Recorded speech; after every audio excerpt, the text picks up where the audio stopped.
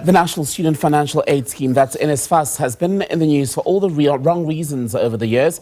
A new board, which was appointed earlier this year, has been holding a briefing today to talk about issues ranging from governance and the disbursement of allowances.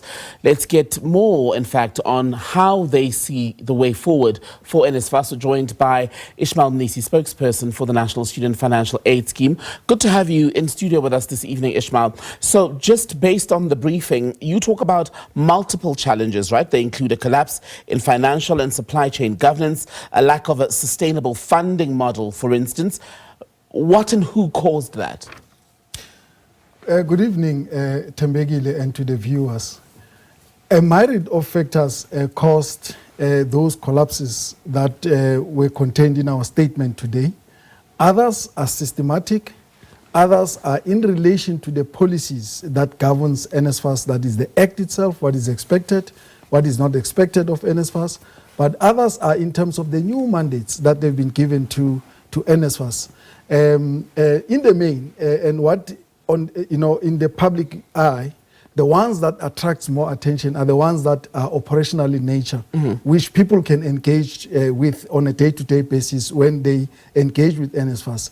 It relates to how NSFAS is dispatching its allowances, how it deals with the issues of student accommodation, and also how it approves or disapproves those that apply to the scheme. So how then does this new board think it'll be able to tackle problems that, for all intents and purposes, have defeated previous boards and other leadership at the financial aid scheme? Well, there has been a movement by the administrators and the previous boards to deal with some of the issues, and the current board has identified key priority areas, 5 of them, which they thought if they target those, they will be able to deal with the problems that we're talking about. One of them is to look at the organizational realignment. Is this organization fit for purpose in terms of all these things that it has to do? And secondly, with the introduction of the loan scheme, to say let's have a loans management policy that will be able to deal with all the issues that relates to this new mandate. Of course, the issues of student accommodation, which is playing itself out there on a day-to-day basis. We are dealing with that. There is a focus on that with the current policy that is being worked on, and also the issues relating to ICT, which has been causing serious challenges between NSFAS and the institutions, both TVET colleges and universities, and affecting students, of course. And lastly, to look at our operational model, which in the main talks to the issue that relates to the funding itself, the criteria for funding. Who do we fund? Do we have enough in the current system to fund students? And the reality is that we don't have. So the board is looking into those. So demand outstrips supply from a funding perspective, right? You talk about issues related to policy, for example, things that we may need to relook at in terms of the foundations of the financial aid scheme itself. Those sound like complex issues to get through.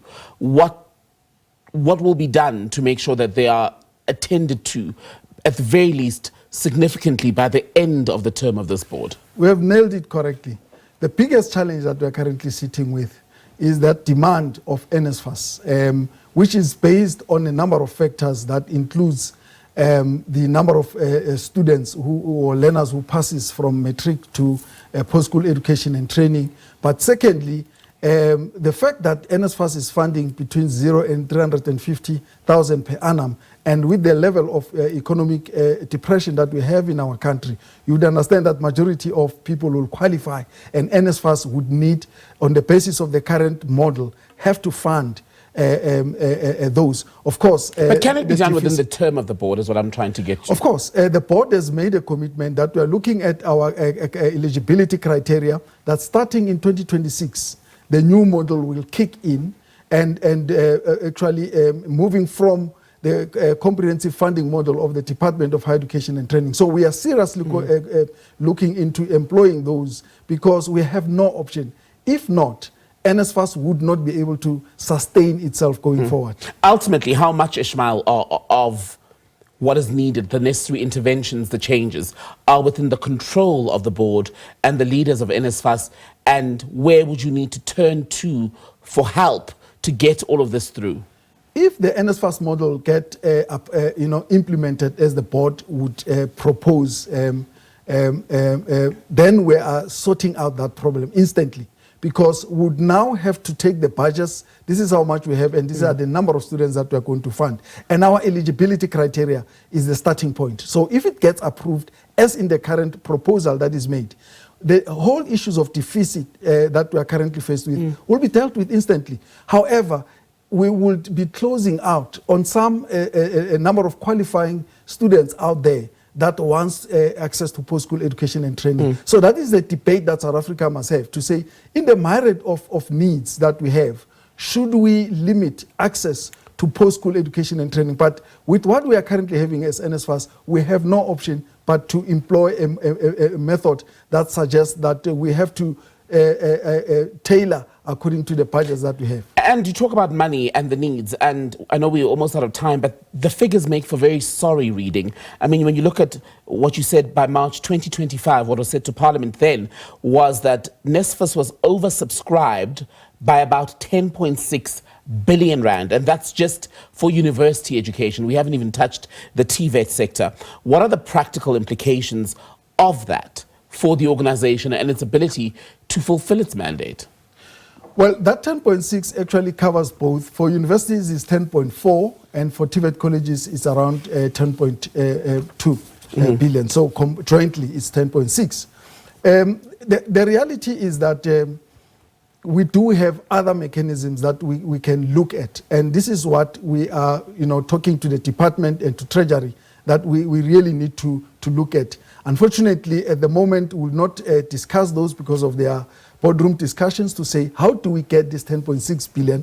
However, there must be a sustainable way of funding NSFAS going forward. And as we are saying, part and parcel of what is in the board terrain is to use the funding criteria to deal with that.